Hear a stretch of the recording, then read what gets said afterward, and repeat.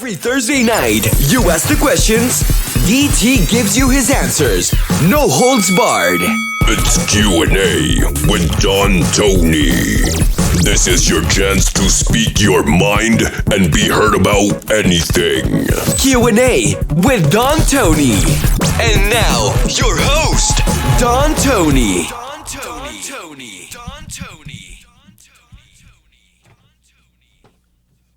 That absolutely will be the last time we use that intro. I know we were poking fun that night, but wearing the unbuttoned collared shirt all the way down to my belly button, cringe. Hey, what's going on, everybody? Q&A with yours truly is back. I am Don Tony. I am enjoying a little bit of coffee here to answer your questions. I want to thank you as always. And one thing I want to let everybody know, sorry if we don't have as much of a visual this episode as we do in the past. You know, we would post things like this in the past. Hey, you know, nice little graphic. We asked a question. The problem is that quite a few of you out there, and look, I don't mind it, but quite a few of you out there seem to type a little bit too much. And yeah, when I condense questions down, some people get angry with it. If I, well, you know, that's what happens. So anyway, I want to get right into this, and I want to thank you as always for your questions. You know, when we do these periodically, we will always put a thread up in the community section on YouTube, and we will also keep the email address open, dontony@dontony.com.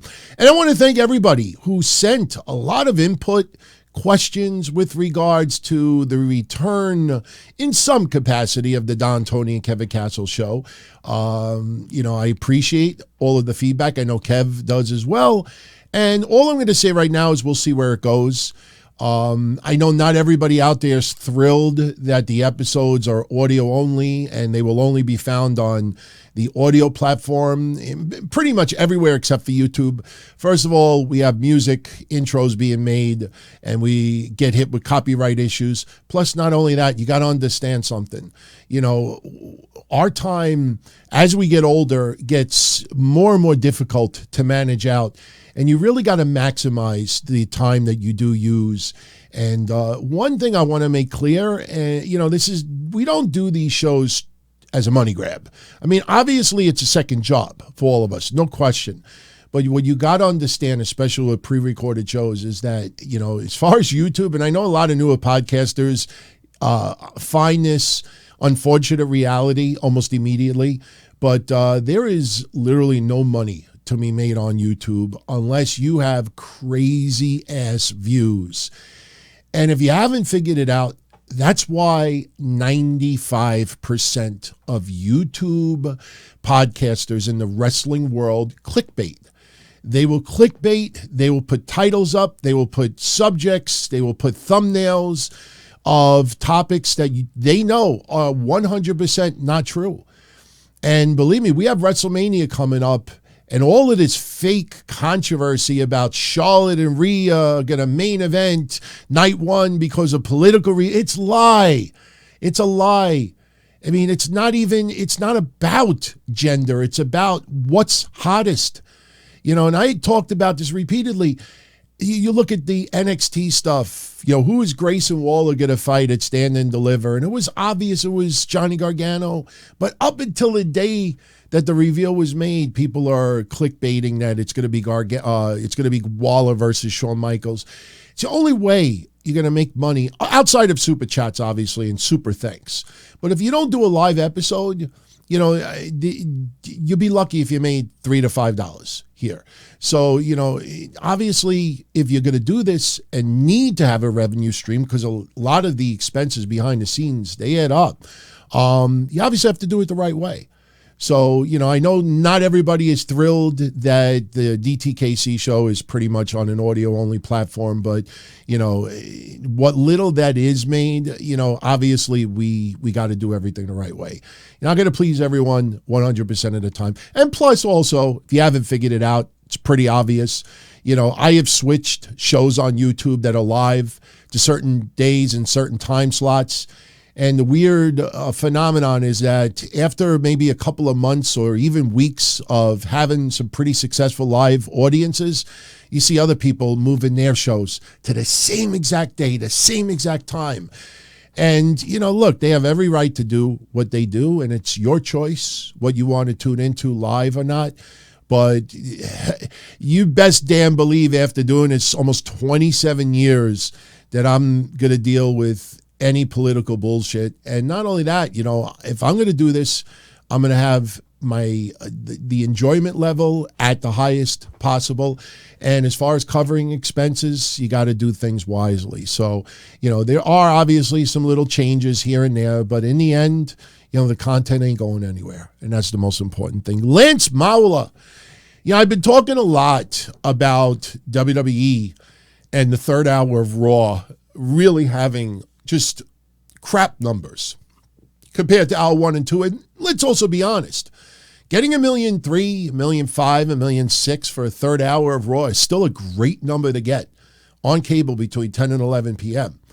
But when you realize that 4, 5, 6, 700,000 viewers at its, utmost maximum leave WWE Raw after, by hour 2 or beginning of hour 3, that's a big deal. Especially when you pitch advertising revenue. And yes, if you haven't figured it out, that's why some ads only happen on hour 3, because hour 3's cost is cheaper than hour 1 and hour 2. But he pointed out to me a couple of primetime non-wrestling shows that go 3 hours, and third hour notoriously is lower. And I absolutely agree. I'm not saying that any show out there that is 3 hours is going to keep their third hour. Maybe playoffs in sports, or some major event that rarely ever happens. Yeah, you might keep your viewership. All I'm saying is that for WWE to lose 500,000-600,000 viewers, even if you want to get conservative, say 400,000 to 500,000 viewers by hour 3, how do you combat that? How do you offset it? Either you accept it as it is, and I personally think that they will go to 2 hours. I think by 2024, Raw could go to 2 hours. I really do. I mean, if money is still made, yes, they will do the third hour. But I personally also think there is some burnout involved. I think being forced to, that's why I think so many people enjoy SmackDown more. And it's not because they're on Fox. It's not because it's Friday primetime. I think it's more that you are forced to get all your content in 2 hours. And when you have that third hour, you can, relax a little bit and maybe put some, not so spectacular stuff on television. But hey, it is what it is. But me personally, as much as I'm a wrestling fan, I would prefer to have Raw 2 hours. Absolutely. I think 10 o'clock, even if you start at 9 p.m., which they wouldn't do, obviously. But even if they started at 9 p.m., I would be fine with it. 2 hours. Give me 2 hours of Raw. Nero Faye, thank you. He gave me a lot of feedback as far as DTKC and as far as some Forbidden Door episodes. He brought up Greg Morgan at Good Mic Work and Stevie Ray and a few others. Hey, great ideas. Absolutely. Greg Morgan's good people, man. I know a lot of people bring up BC Amplified, good people as well. It's just when you think of Forbidden Door, I want it to be like when two people get together to have a discussion that you wouldn't expect. Greg Morgan, BC Amplified, I think it's more people, it's like a fantasy collaboration for some. And I'm not saying no to any of that, but there's obviously some other names that I think people would like to see that never would think would get together and do a collab. And look what happened with Kev. We did one Forbidden Door, and look what it opened up the door to.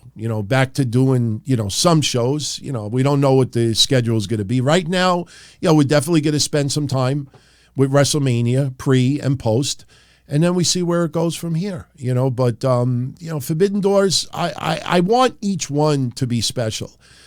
The one I did with Jason Solomonster, JD from New York, Joe Cronin, Misha Montana, each one of them stands out for different reasons.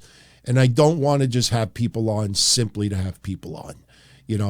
I never had like special guests on the shows, maybe once or twice in 27 years.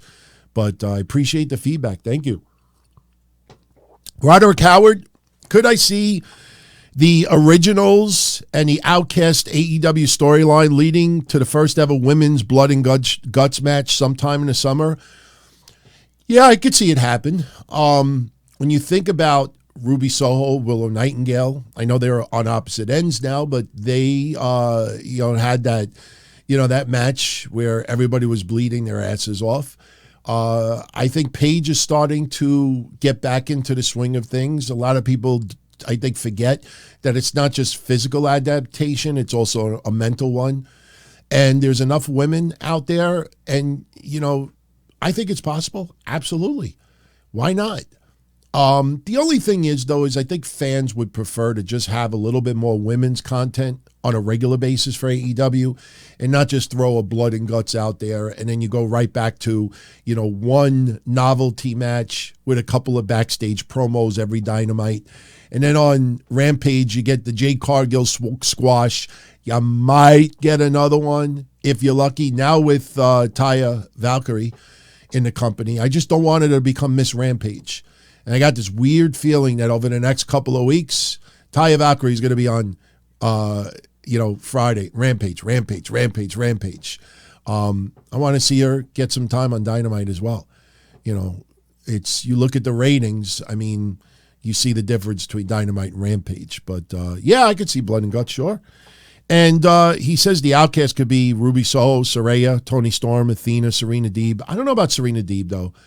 Her role in WWE was so long ago, and I know she was a trainer too, not too long ago, but it's possible. As far as team originals, Jamie Hayter, Britt Baker, Kara Sheeta, Thunder Rosa, Chris Statlander, Jade Cargill. Statlander's not cleared.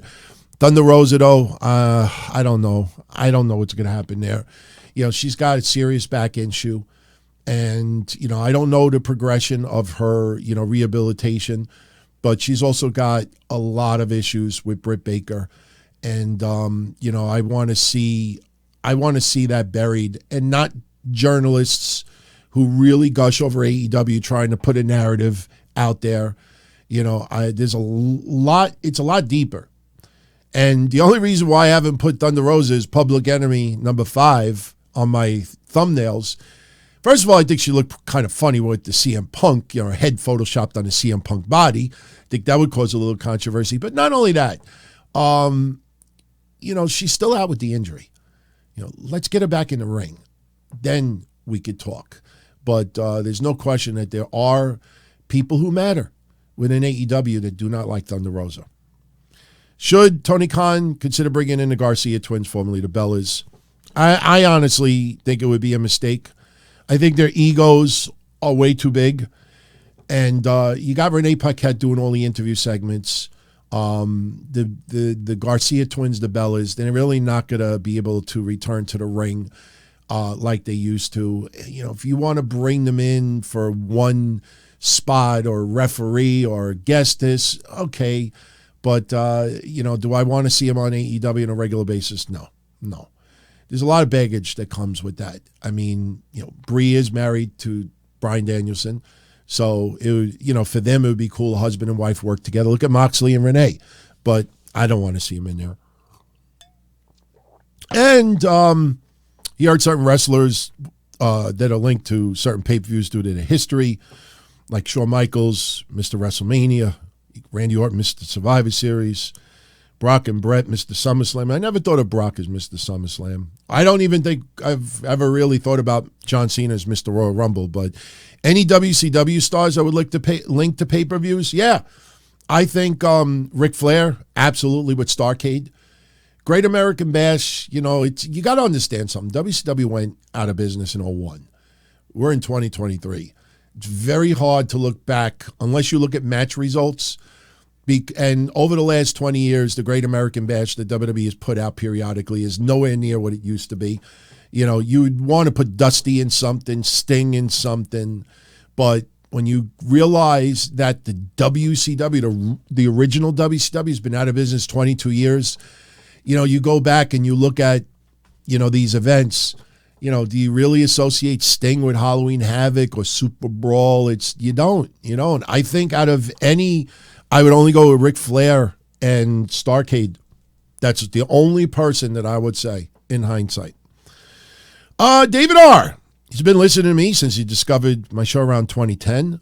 Loves the shows. Thank you. He's been a Patreon for a month or two, but he's permanently out of work, had to cut back. Do not apologize, my friend. We're not going anywhere, and, I never want anyone to feel like they have to pay for something that we do. Obviously, with our Patreon, we want to give everybody a little bit extra for what they do, just like I do with YouTube channel members. But I also, tell people out there, we keep the membership at $5, as far as the minimum. And you realize even on Patreon, it's 8 free Patreon exclusive shows a month. 8, not 1, 8. Ad-free episodes of everything that I do, and once a month we do contests. And that's just to summarize it. And you'd be surprised how many people don't think that's worth $5. Even, on the YouTube side, we try to give a little bit extra, even with the contest for people who spend $5. And, it is what it is. I mean, I understand now with everybody having a Patreon, you got to rotate, you got to pick and choose. And never, that goes to anyone out there, never feel like you have to sign up.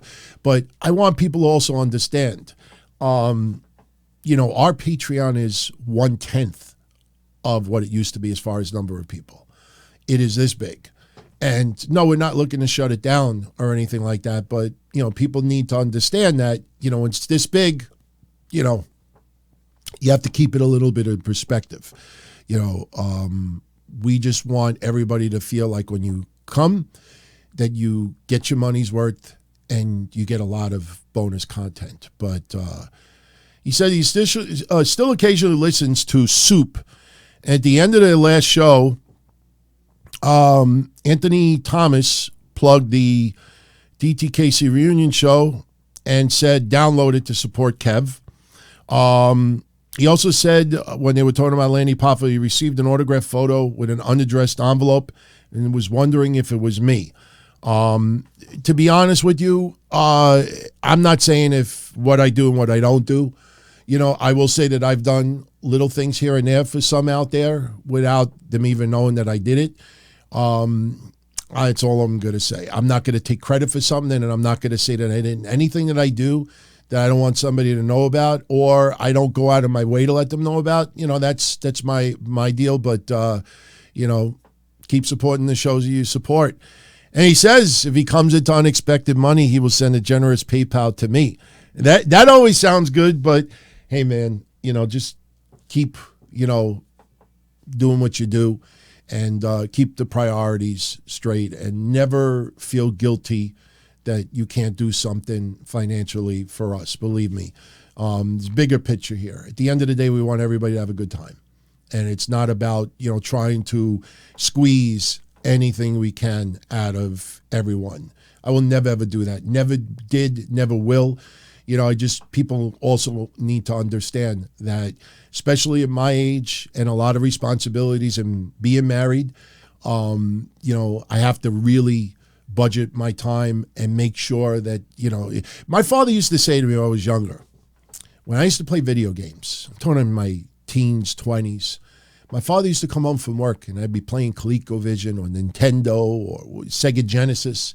And I'll never forget it. My father used to say to me, you're sitting at home playing this game for hours. You could be making money right now. Why are you sitting on your ass playing a video game for 5 hours? You could be working in the store making money.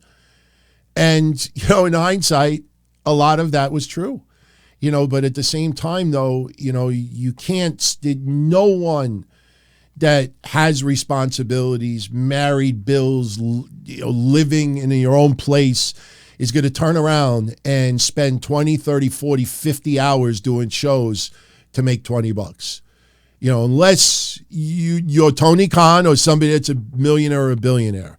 That's why it was so hard for me to stop the YouTube watch parties. But, it sucks that I had to leave another network because, when you realize what they're offering you, can't even fill up your gas tank, you're like, I can't spend it. And it gets difficult because, people that support what I do are affected by it. That's why going forward, I have to be very, very careful how I tread water. I don't want to keep changing things or removing things or switching things, but understand that there's a lot of people, especially on YouTube, that are in the wrestling podcasting world, and they've put it all on the table. That is their livelihood. You take away YouTube, they have nothing. Zero. They don't work outside of what they do at wrestling. And I totally get it. Cool.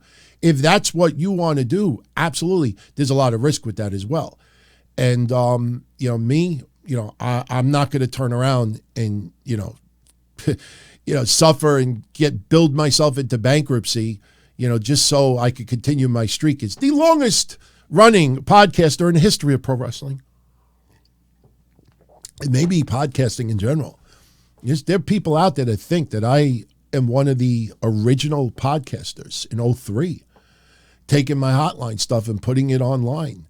You look at the Google or go on Wiki about podcasting, and you look at the timeline, and if you think that I'm exaggerating, just go on Wayback Machine and type in my wrestling-news.com website.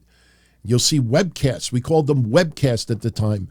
And there are some that are before the date that Wiki says that the first podcast that was ever issued. So, James Campbell, would I agree that the women's tag team division really is not much of a division, but mostly a collection of random women paired together?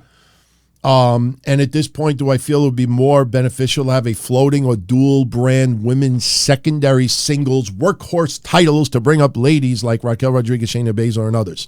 A lot of the tag teams are makeshift, but I also think back 20 years ago, and a lot of tag teams were makeshift as well. Maybe not as extreme. Booker T and Goldust comes to mind. Two random guys put together, and look what happened. Billy Gunn and the Road Dogg. Two, guys that were pretty much in purgatory as far as WWE and stuck in the mud, and look what happened. Not everybody that is a tag team. I think Ronda and Shayna Baszler is a great tag team. There are a few that really fit. I think Alexa Bliss and Liv Morgan, if WWE ever decided to give them a year together, I think they actually could run with it big time. As far as a secondary title, you got two already. You got the Raw Women's Champion and SmackDown Women's Champion. You don't want to give titles just so everybody can have a title. If Raquel Rodriguez is going to become a women's champion, let her be the Raw or SmackDown Women's Champion. I don't want a secondary title created just so Liv could have it, or Raquel could have it, or someone else could have it. Plus, you got tag team titles. So I personally think if Roxanne Perez comes to the main roster, we may end up getting Roxanne and Raquel as a tag team. I actually think that I envision it. I close my eyes. Now we got Stand and Deliver coming up, and we'll see what happens with that. The rumor is that she will be put back in this ladder match, and it's not a guarantee that she's going to win that title, or retain it, I guess you could say, because technically she was stripped, but if they put her back in the match, she'll still have the title. There's not a guarantee that she's going to keep her belt at Stand and Deliver, and if she doesn't, then I think she might be on the fast track on the main roster, and I think Raquel Rodriguez and Roxanne Perez would be a great tag team. I don't know what you call them. Plus Chelsea Green and Carmella.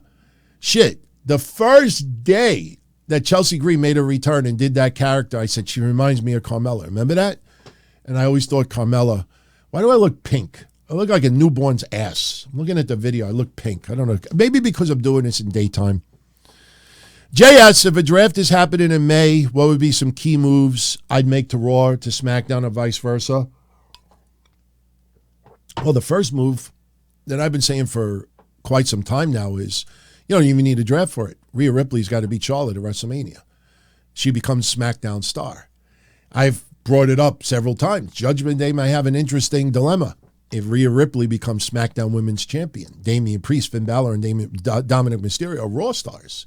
Look, Kevin and I had this conversation on Forbidden Door a couple of weeks ago, and I personally think that the best way to put it is, you want wrestlers that are stuck in the mud to maybe get a new crop of opponents. And it doesn't necessarily mean, when I say stuck in the mud, I don't necessarily mean that, two people, as far as a tag team or a single star, who might not have had a good push or good run. Some people think Hit Row, Karrion Kross, and others. Some people feel upon their return they have not had very memorable of a run. I kind of disagree with Kross. What he did with Drew was pretty good, and I think that the fans are slowly starting to adapt, get adjusted to him. But maybe putting him on Raw would be okay. But I also feel that you could turn around and take someone who has gone through all the opponents and move them to Raw or SmackDown, and it gives them a new, fresh set of people to face. There's nobody individual that comes to mind. I will say that maybe Ronda Rousey and Shayna Baszler might be better suited for Raw for that third hour. Like, when you have only 2 hours on SmackDown, you want to maximize that time. You know what I mean? So, there are some stars that are Lacey Evans. Yeah, she seems to not be fitting all that well on SmackDown. With Raw being in the third hour, maybe Raw is better. But I think you do that with anybody that don't seem to be clicking, or someone that has already gone through a lot of wrestlers that are on that brand. Joseph Pajaka, if I were to introduce someone to wrestling, what classic match would I tell them to watch? It's funny because it's amazing that matches that I still watch once in a while are now considered classics. I think you have to introduce someone either balls out or you got to, tread lightly. I personally think if I were to introduce someone to wrestling, I think you got to focus more on the entertainment aspect of it, good crowd reaction, telling a story. I think all of that together, believe it or not, two matches that I would choose is Austin Hart, WrestleMania 13, and The Rock versus Hogan at WrestleMania. Even though The Rock versus Hulk Hogan didn't knock it out of the park with wrestling moves, listen to the commentary, listen to the crowd, look at their reactions, look at everything. I mean, you can't help but to have fun. Even if, people think, oh, you got to show them Steamboat Savage. For people who are knowledgeable wrestling fans, yeah, that's a nice go-to. But as far as introducing someone, listen, when I used to introduce people to ECW, the match that I always introduced them to was Born to Be Wired. Terry Funk versus Sabu. And people would be either they were mesmerized by it or they thought it was fucking awful.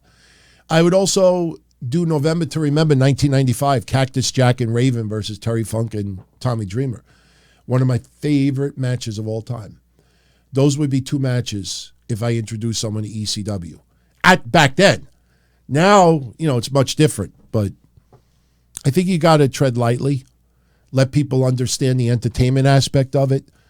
I think doing crazy acrobatic stuff, you have to be a wrestling fan to appreciate it even a little bit more.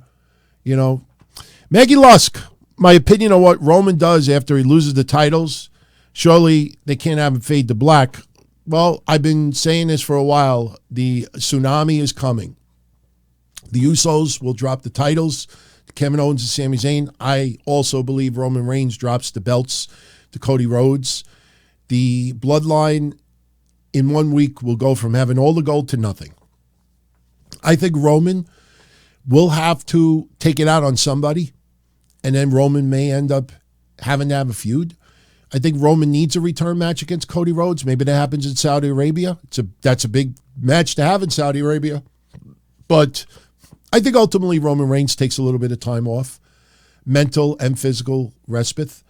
But I think the Bloodline, that's why when people say, oh, Roman's going to retain a Mania, we don't know what's going to happen. But, if you're going to do a storyline where the Bloodline really are on shaky foundation, everybody's got to lose. You can't have part of the foundation still showing success. That's why I personally don't think Roman Reigns is keeping those titles at Mania. But, I personally think The implosion has to happen. He has to take it with it on people within, and then have a rematch with Cody. Then maybe you take a little time off.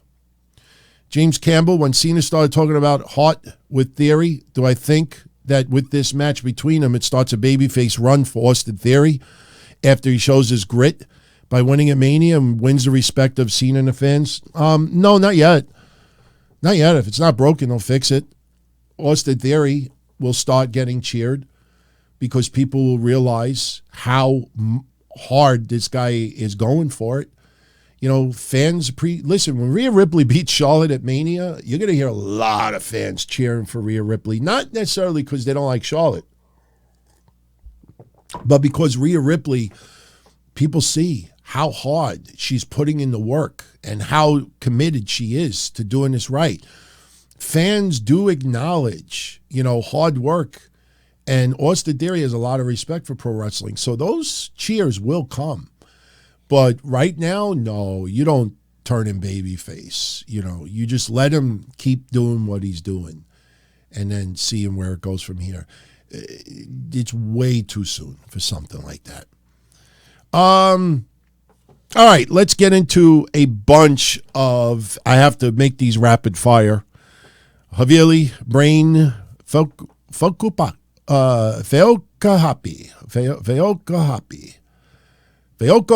See, I have to say it a few times because the print is very, very small. If the Mega Powers didn't form, in my opinion, what rematch we would have gotten at WrestleMania 4, Steamboat versus Savage or Hogan versus Andre. If you're forcing me to choose one of the two, I would go with Steamboat Savage. Andre, Hogan, even though, Andre still did more, nothing was going to come anywhere close to WrestleMania 3. And there was a lot of, storyline that put drama into it. He was too beat up. I don't think that would have been a good build, in my opinion. Besides the pandemic and egos, when would I like to see an 8-women tag team elimination match between the 4 horsewomen of the MMA, 4 horsewomen of the WWE? Well, you've asked me this question before, and I've answered it. You can't do that without Sasha and Bayley back in the company. And honestly, I think we've already passed that. Marina Shafir, unfortunately, it's not panned out as good as it should. I think that bloom is off the rose. I think, if people want to see the 4 horsewomen versus the 4 horsewomen, let them create it in a video game. I have no desire in seeing that. And I think the majority of fans, I don't think it's that big of a deal anymore. Favorite version of the Nation of Domination: Farouk, Savio, Crush, D'Lo, and PG-13. Kama, Farouk, D'Lo, and Ahmed Johnson. Farouk, D'Lo, Kama, The Rock, and Mark Henry. Or The Rock, Owen Hart, Mark Henry, D'Lo, and The Godfather. Number 3, Farouk, D'Lo, Kama, The Rock, and Mark Henry. I know Owen Hart, we all love him. And, it's a shame he was taken from his way too soon. I just never got into him in a Nation of Domination. He's asked this before, but not the right way. If CM Punk didn't leave and Daniel Bryan wasn't injured, would that could be the main event or co-main event for SummerSlam 14? What would have been the main event or co-main event of SummerSlam 14? Bryan versus Lesnar, Punk versus Triple H, Bella and Bryan versus Stephanie and Triple H, Punk and AJ Lee versus Triple H and Stephanie. I don't think any of them. I think Brock Lesnar and Daniel Bryan would have been the most intriguing, but I say none. Definitely no mixed tag. No, not at all. What match results at WrestleMania 34 would I change? Nakamura losing to AJ Styles, Charlotte beating Asuka, Brock Lesnar beating Roman. Probably. You know what? I wouldn't change. If you're forcing me to change one, Brock beating Roman. Maybe Brock beat Roman. I know it wouldn't have helped Roman in any way, but Nakamura and AJ, I don't think that was a big deal. And, Asuka, they needed to start bringing her back down a little bit. So I remember people really pissed off at me for, my prediction at that time, but that's probably what I'd go with. Another question that you asked before, but not the right way. What main event should have been a triple threat at Mania? 10, 13 with Shawn and Brett, 15, 29, or 31 with Daniel Bryan. I think I've answered this one before. I personally think WrestleMania 31 with Daniel Bryan would have been, fine as a triple threat. I think it would probably have given a more suspension of disbelief that he had no shot of winning. Brett and Shawn Michaels, no.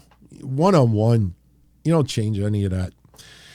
All right. Thank you for those. Dominic McClin, my thoughts on the Silicon Valley bank collapse.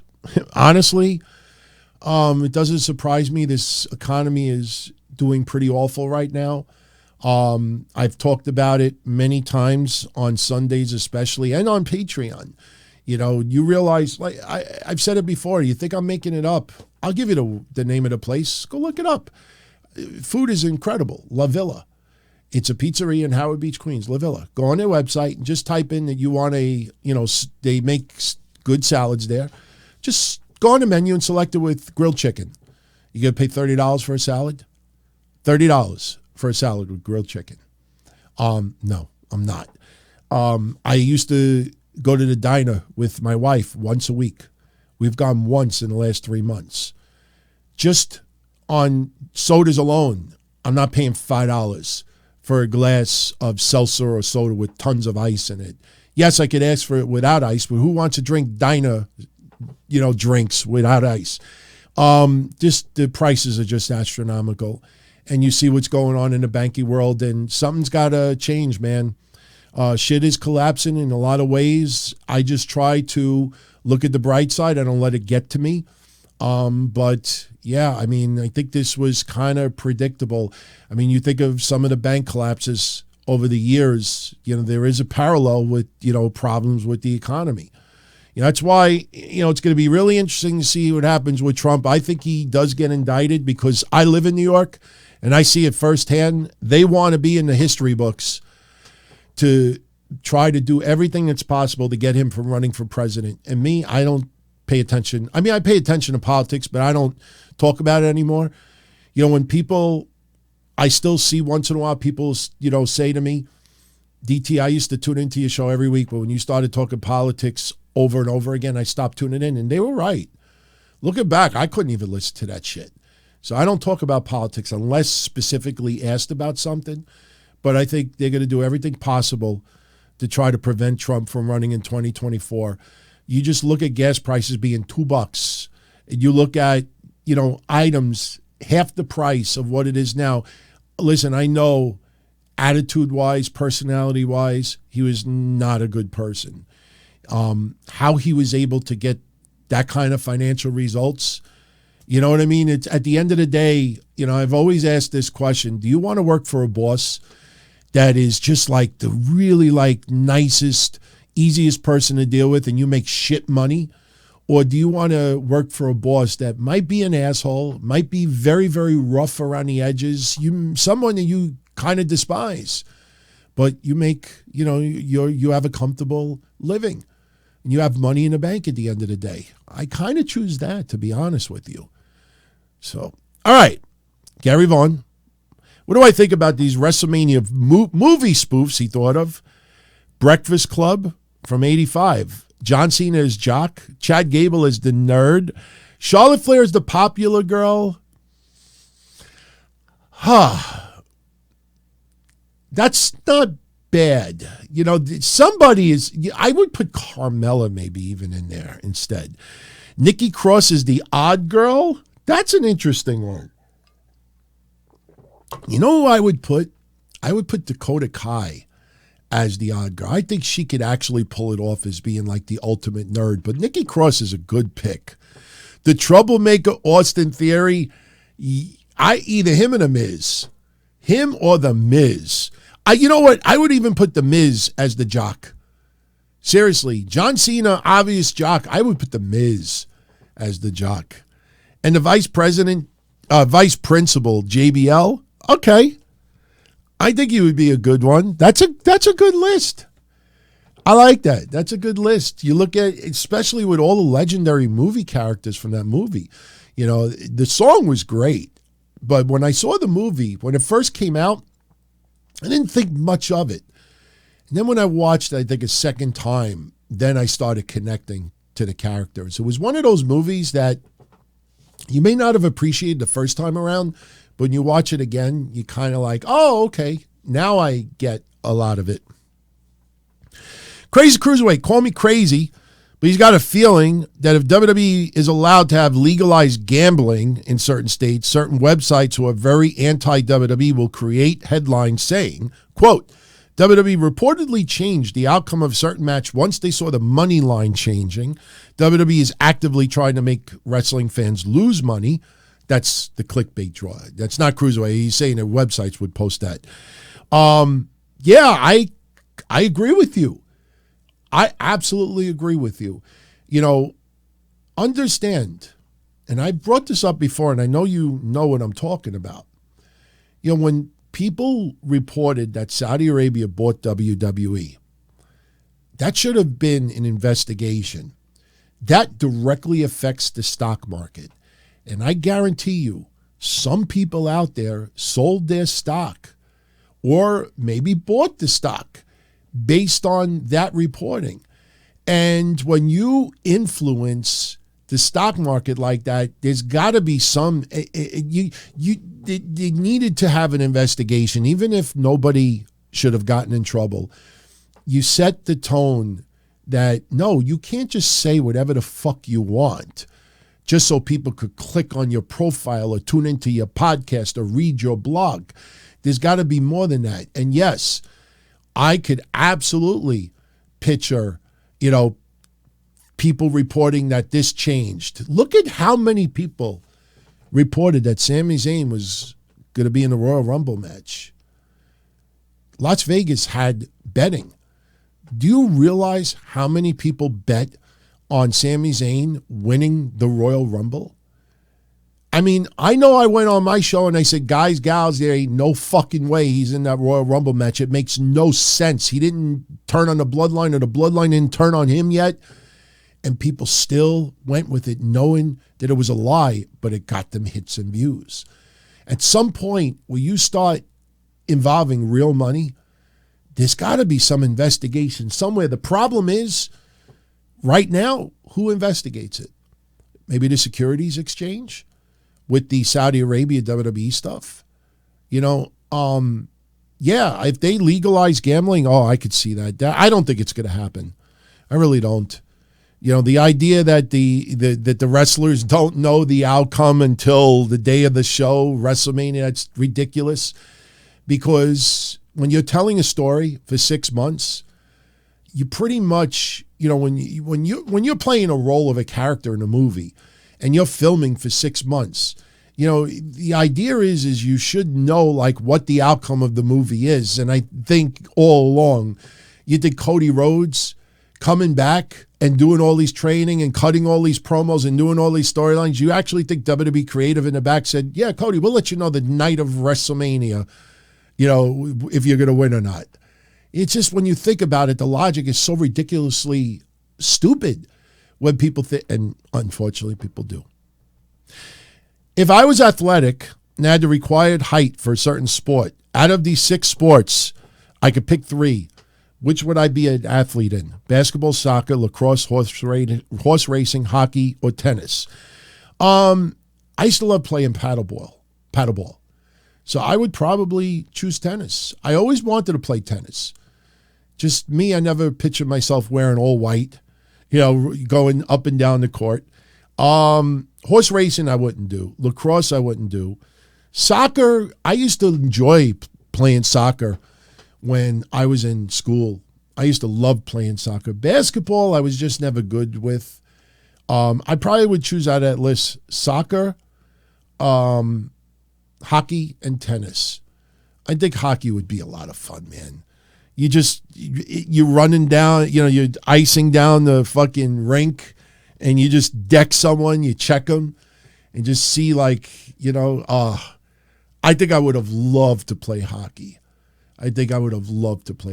But soccer I actually enjoyed. I actually really enjoyed. I remember in high school one time, I think I might have told this story before, that, you know, I kicked the ball and it hit somebody in the face, broke their nose. I felt awful. But, yeah, I enjoyed soccer back in the day. Stephen Barbie, could this be possible? Mercedes makes a debut on Dynamite.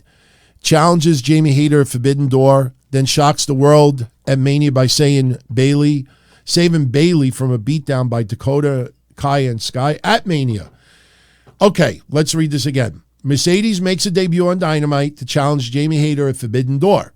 Then she shocks the world by showing up at Mania, saving Bayley from a beatdown by Dakota Kai and Io Sky. So she makes the challenge now, before Mania, to set that up. Now everybody knows Mercedes is going to wrestle at Forbidden Door. And then, in the meantime, she shows up at WrestleMania and say, wow, that would never happen. That'd be really fucking interesting. Well, that's Mercedes going to be a Forbidden Door. This is Sasha Banks, It would never happen. Personally, I think Sasha Banks will be back. I think she'll be back in 2023.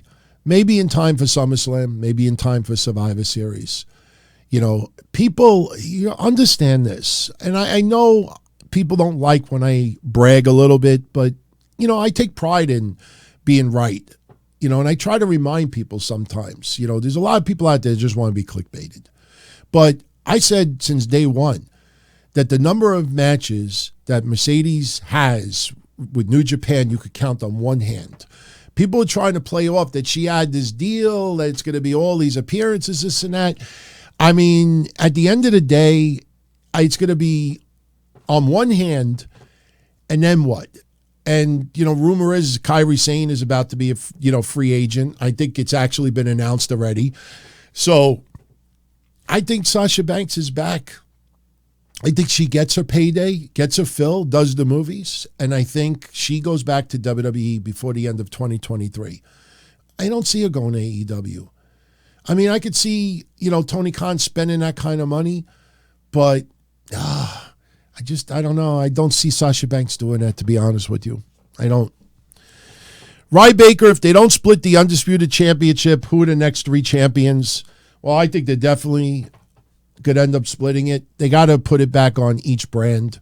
But Seth Rollins definitely has earned it. Cody Rhodes, obviously. That's two of the three.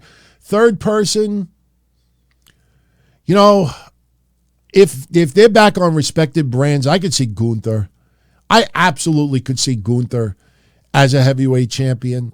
Let's see how much longer he keeps the Intercontinental Championship. Gunther has been so good.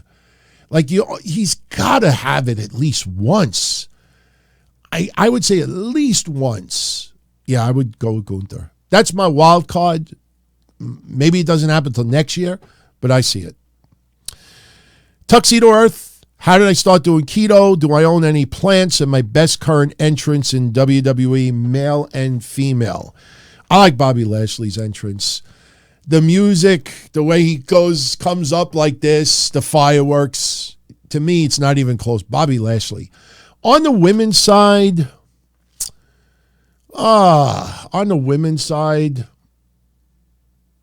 nobody really comes to mind. I'm thinking of the champions. Charlotte Flair's, because it just exudes elegance. I'm not sold completely on the remake of her music. I kind of like the original one, but, this one has a little more drama in it. I still laugh whenever I hear the guy, the Queen. I still think of Zelina. Remember? Queen Zelina. Whenever I hear the Queen during Charlotte's intro now, I think of Zelina. Seriously. I own a money tree. The florist that did my flowers for my wedding gave us a money tree. It hasn't helped us. I actually almost threw it out this week. Not out of spite. It just sits on my windowsill, and I'm like, okay, now what? And how did I start doing keto? I just wanted to try something different. I have a lot of pain, a lot of inflammation. And the number one reason why I started doing keto was to try to eliminate some inflammation, and it definitely helped. But, I'm off keto now for about 6.5 months. I've thought about going back on it. I haven't yet. We'll see. Keto's not for everyone, and it's not easy It's not easy, especially when you got to check blood sugar and this and that. You want to make sure your body's still making ketones. It's kind of an expensive diet to be on. But I will say, it helped me with inflammation, and I lost weight with it. So if you're thinking about doing it, do a lot of reading. That would be my best advice. Do a lot of reading and a lot of research. Watch some YouTube videos. Watch people who are very well respected in the community, and just learn it. Educate yourself. This way, when you go into it, you know exactly what you got to do and exactly how to, avoid the flu and all this other stuff. And I think you'll do good with it.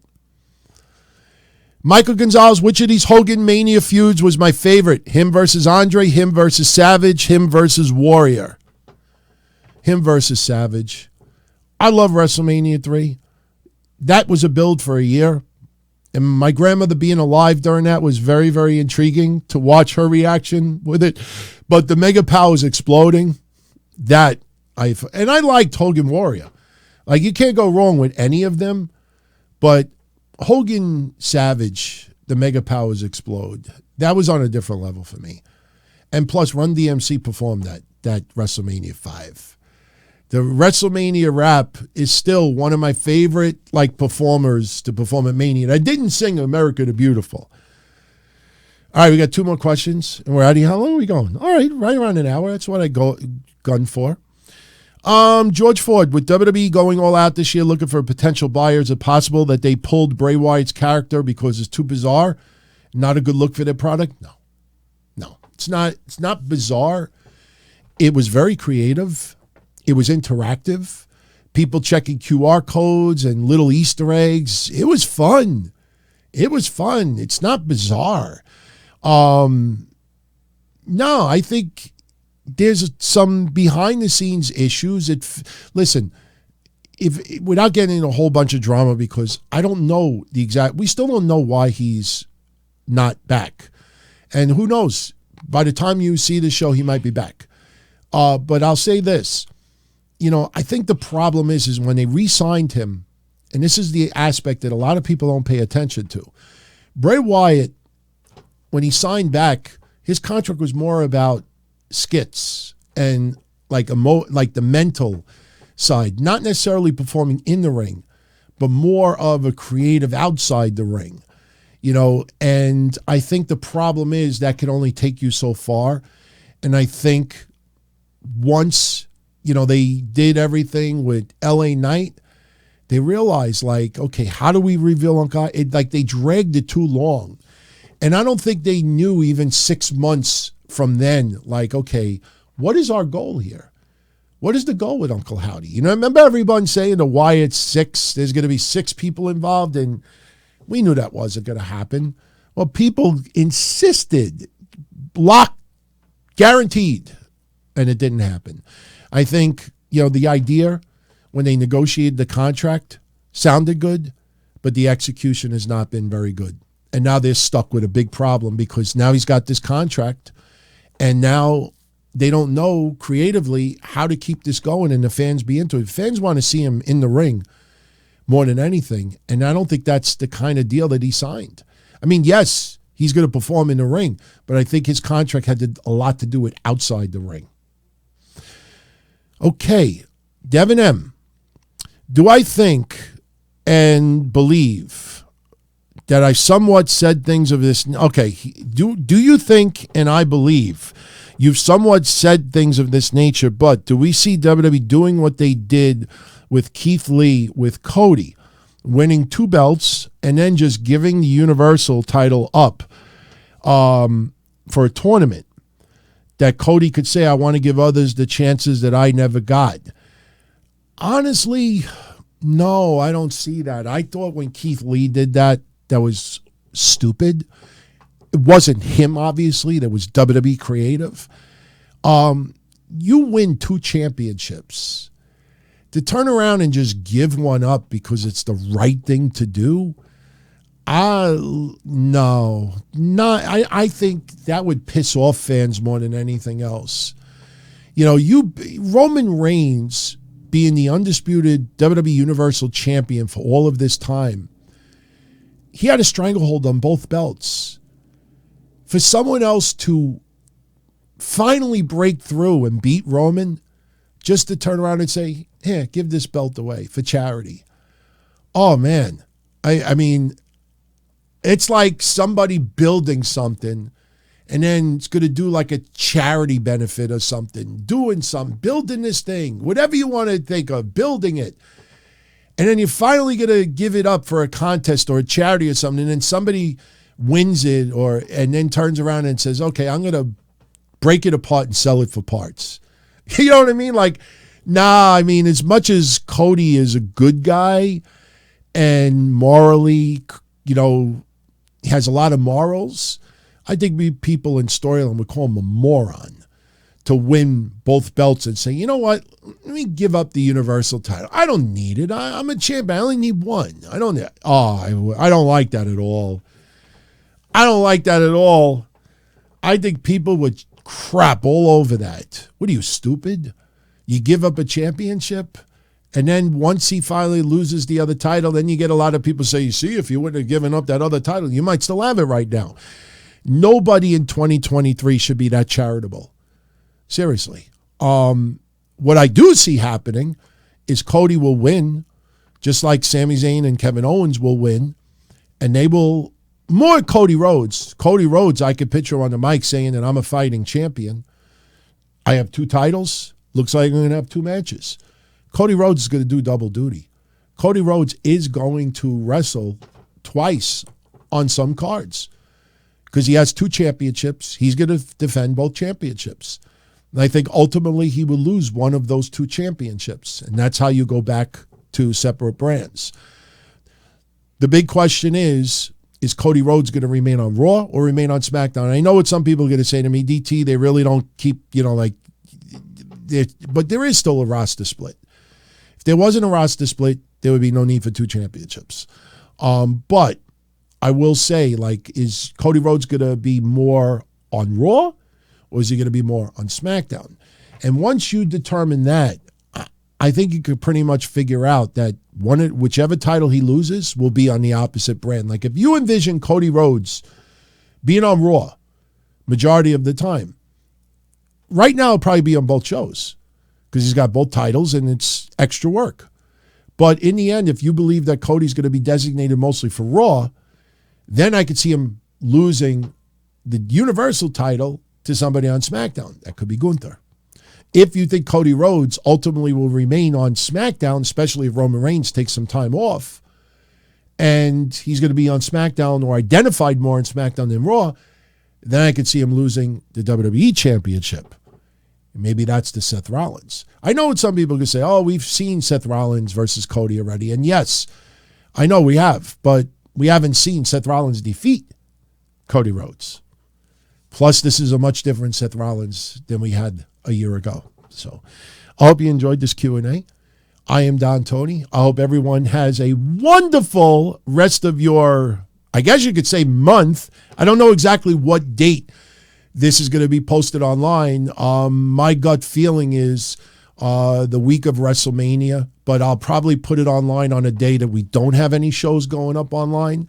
But definitely post your feedback. What do you think about some of the comments that I made about certain topics? Do you agree, disagree? Do you have any ideas that you think would be better than mine? Speak up. Very much appreciated. Always welcomed. And until the next Q&A, I am Don Tony, bidding you farewell. Be well, everybody. Stay safe and much love. As far back as I can remember, I always wanted to be a podcaster. For me to live any other way was nuts. To me, those goody-good people who worked shitty jobs for bum paychecks and took the subway to work every day and worried about their bills were dead. I mean, they were suckers. They had no balls. If I wanted something, I just took it. I ran everything. I paid the bills. I paid the hosts. I even paid the masked maniac. Everybody had their hands out. Everything was for the taking. We always called each other good fellas. You would always hear from somebody. You're gonna like Don Tony. He's all right. He's a good fella. He's one of us. But if you're part of my crew, nobody ever tells you they're gonna get rid of you. It doesn't happen that way. There weren't any arguments or curses like in the movies. See, your haters come with smiles. They come as your friends, the people who've claimed they care the most for your life. And now that's all over. And that's the best part. Today everything is different. There's lots of action. I don't have to wait around for everything like everyone else. Oh, I didn't get the vaccine? Fuck you, vaccine me. Oh, your delivery guy has COVID? Fuck you, feed me. Right after I moved here, I ordered egg noodles and ketchup, and I got spaghetti with meat sauce. I'm no longer an average nobody, while they get to live the rest of their lives like a bunch of schnooks.